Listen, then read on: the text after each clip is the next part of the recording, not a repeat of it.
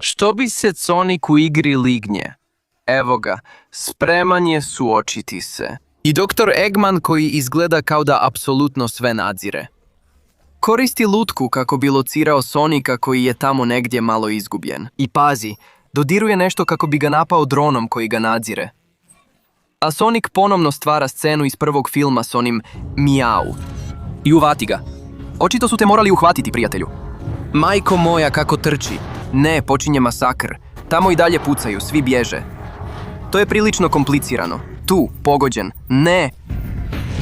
Dobro su ga uhvatili. Pazi, skroz je gotov. Sonic se jedva diže. I kaže pa izgleda kao da ima dodatni život. Eggman žali što ga nije pogodio svojim napadom. I Sonic se baš prene. Penje se. Pozdrav svima. Dobrodošli na moj prijenos uživo. Sonic i YouTuber. I uništava lutku prilično lako.